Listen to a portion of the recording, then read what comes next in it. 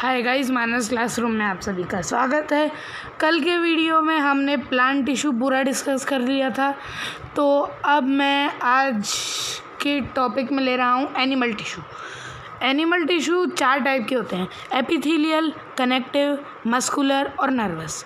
तो अब आज के वीडियो में हम पढ़ेंगे एपिथेलियल और कनेक्टिव टिश्यू, और कल मैं जो वीडियो बनाऊंगा उसमें आपको मिल जाएगा मस्कुलर और नर्वस टिश्यू। तो चलिए स्टार्ट करते हैं।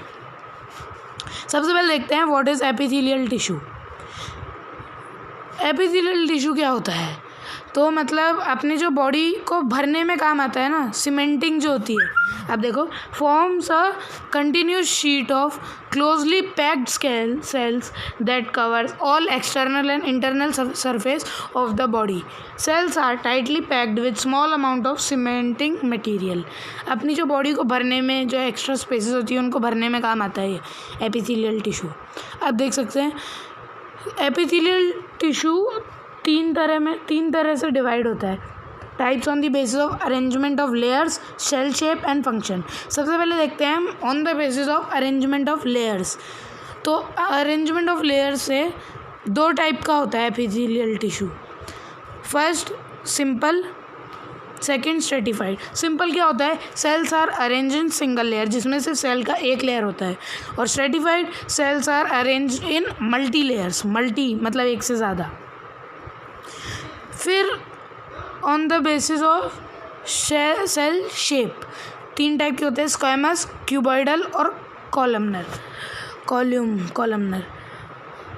तो स्क्वैमस क्या होता है? स्क्वैमस एपिथेलियल टिश्यू होता है जो स्क्वायर शेप का होता है।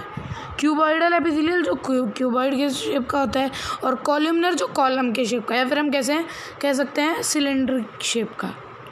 तो अब देखते हैं स्क्वैमस एपिथेलियम 2 टाइप का होता है: सिंपल स्क्वैमस और स्ट्रेटिफाइड स्क्वैमस। सिंपल स्क्वैमस जो सिर्फ एक लेयर होता है, ये कहाँ लोकेशन क्या होती है? Alveoli, blood capillaries and Bowman's capsule. और stratified squamous panks, buccal cavity and skin. Cuboidal epithelium के भी 2 टाइप होते हैं: सिंपल और स्ट्रेटिफाइड। सिंपल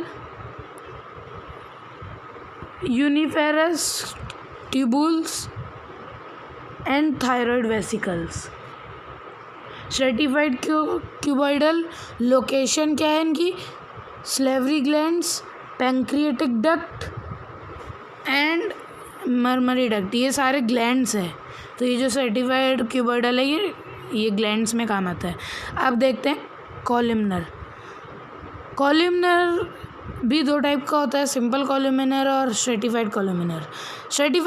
पहले देखते हैं सिंपल कॉलमनर। ये कहाँ का होता है? Leaning of stomach, intestine and glands. इनका मतलब आप देख सकते हैं काम रीअब्जॉर्प्शन, और इनका काम होता है secretion.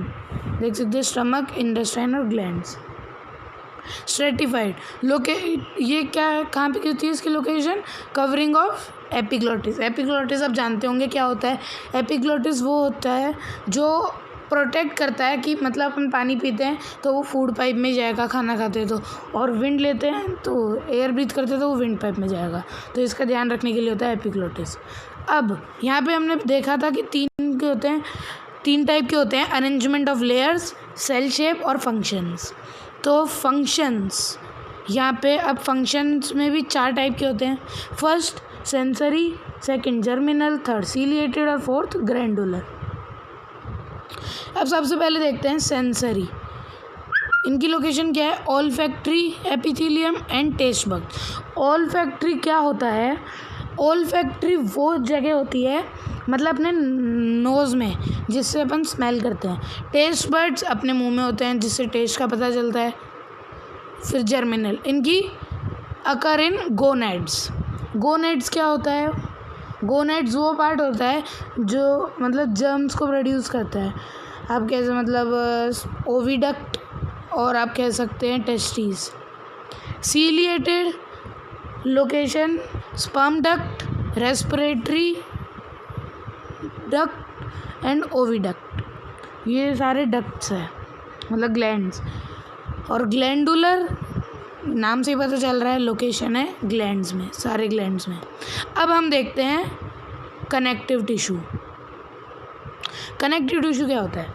Fundamental animal tissue having scattered living cells embedded abundant matrix that helps in connecting, binding, packaging and supporting different structures of animal body। Connective tissue का बेसिकली क्या काम होता है? कनेक्ट करना। अब connect on the basis of matrix, connective tissue is divided in three parts. Connective tissue proper having jelly like matrix, और skeleton connective जहाँ पे matrix is rigid, and vascular tissue matrix is like a fluid. तो connective tissue पहले proper में, loose connective tissue, dense connective tissue. Loose connective tissue क्या होता है? Fewer, मतलब जिसमें fewer fibres and more matrix. लेकिन डेंस कनेक्टिव में मोर, इसका बिल्कुल vice versa, more fibres and less matrix. और इसके डेंस कनेक्टिव टिश्यू के भी दो टाइप है, areolar tissue and adipose tissue. Areolar tissue क्या होता है? Helps in packaging, repair and defence, and adipose stores fat, acts as shock absorber, provides body shape. अब अगला है हमारा स्केलेटन कनेक्टिव। तो यहाँ पे लिखा है types on the basis of fibres. दो टाइप के हैं, tendons and ligament. Tendons tough and elastic, ligament strong and elastic. Connects muscle to bones, tendons and ligaments connect bone to bone. Fibres are present at parallel bundles in tendons, and in ligaments fibres are not arranged in parallel bundles. अब हम देखेंगे कि skeleton tissue क्या होता है। दो type के होते हैं, bone and cartilage. Bone it is not flexible, cartilages are flexible. It is hard matrix made up of proteins, calcium and phosphorus, but cartilage matrix is made up of proteins and sugars. अब देखते हैं vascular tissue. Matrix is like a fluid, अपन ने ऊपर ही पढ़ा था। इसका example होता है ब्लड। जी हाँ, ब्लड। अब अपन के कंपोनेंट्स ब्लड में, एक होता है प्लाज्मा, एक होता है ब्लड सेल्स। 55% प्लाज्मा होता है और 45% ब्लड सेल होते हैं। और प्लाज्मा के अंदर लिक्विड मैट्रिक्स होता है प्लाज्मा, इसके अंदर 90 to 92% वाटर और 8 to 10% organic and inorganic substances and proteins. Now blood cells 3 type के होते हैं, पता ही होगा, आपने अर्लियर क्लासेस में पढ़ा होगा, RBC, WBC and platelets. RBC क्या होते हैं? Erythrocytes. Connects haemoglobin which carries oxygen. RBC में हीमोग्लोबिन होता है जो ऑक्सीजन को कैरी करता है। WBC ये हमारी बॉडी के सोल्जर्स कहलाते हैं। इनका ये अपन को इम्यूनिटी देते हैं और पैथोजेंस को डिस्ट्रॉय करने में मदद करते हैं, डिजीज से बचाने के लिए। अब देखते हैं platelets helps in blood clotting in case of injury. आप जानते होंगे जब भी अपने लगती है तो खून आता है, थोड़ी देर में मतलब खून आके जम जाता है उधर, उसी खून को हम प्लेटलेट्स कहते हैं, जो जम के खून को रोक लेता है बाकी के RBC और WBC को फ्लो होने से। तो आज के वीडियो के लिए इतना ही। कोई भी डाउट हो तो आप कमेंट बॉक्स में लिख के भेज सकते हैं। इस वीडियो को लाइक, शेयर, सब्सक्राइब ज़रूर कीजिएगा। अगली बार हम पढ़ेंगे muscular tissue and nervous tissue. तो आज के वीडियो के लिए इतना ही।